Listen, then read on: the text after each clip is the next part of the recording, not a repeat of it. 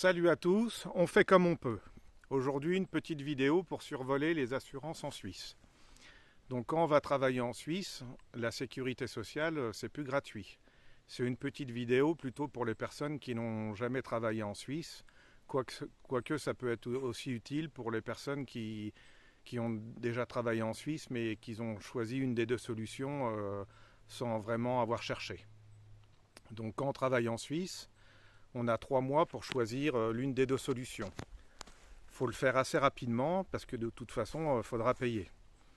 Et les démarches, elles mettent un petit peu de temps. Et si au bout des 3 mois, on n'a pas choisi une des deux solutions, on sera obligatoirement mis côté français à la CMU. Et une fois qu'on a choisi une des deux solutions, on ne peut plus changer, à part si on a le contrat qui s'arrête ou s'il y a un changement dans la situation du travail en Suisse. Donc il faut bien étudier avant de choisir. Il y a deux solutions. La solution suisse, c'est des assurances privées. Il y en a une vingtaine, voire plus. Mais il y a principalement Elzana, qui est plutôt compétitif pour les frontaliers. Il y en a peut-être d'autres. Dites-moi si en commentaire, mais je me suis renseigné sur 3.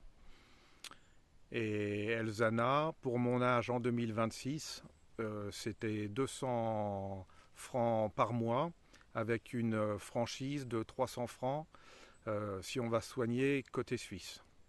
Et les autres, c'était plutôt 350 par mois, toujours 300 francs de franchise. Et la deuxième solution, c'est côté français, c'est la CMU. Donc là, c'est plutôt 8 ou 9% en gros par mois par rapport à votre salaire de cotisation.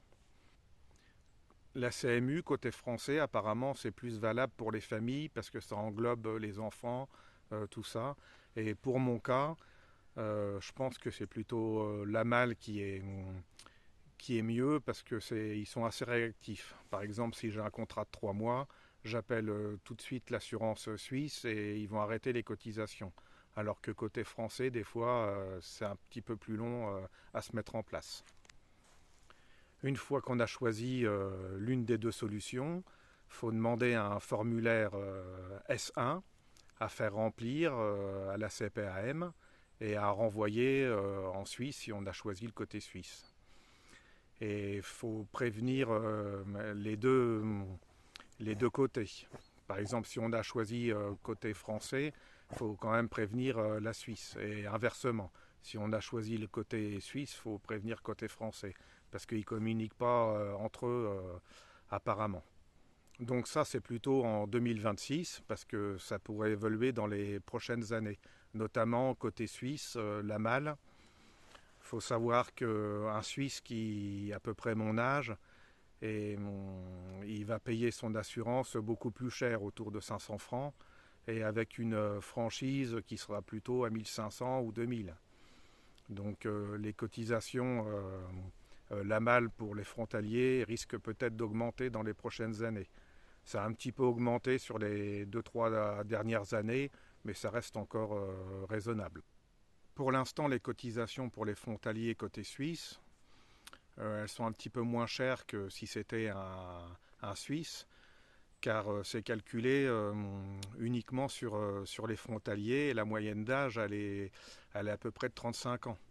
Et les frontaliers, ils vont moins se faire soigner, donc ça coûte moins cher aux assurances privées. Donc c'est pour ça que c'est un petit peu moins cher, mais c'est pas à l'abri que ça soit étalé sur les cotisations d'un Suisse, par exemple.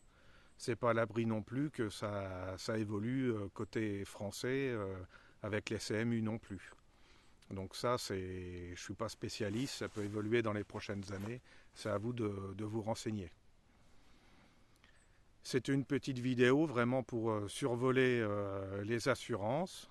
Si vous avez des questions, n'hésitez pas à mettre en commentaire. Peut-être que je ferai une autre vidéo plus précise sur les questions que vous avez, ou alors je répondrai. Et puis si vous avez aimé la vidéo, n'hésitez pas à mettre un pouce bleu, n'hésitez pas à vous abonner. Et puis je vous dis à tout bientôt et on fait comme on peut.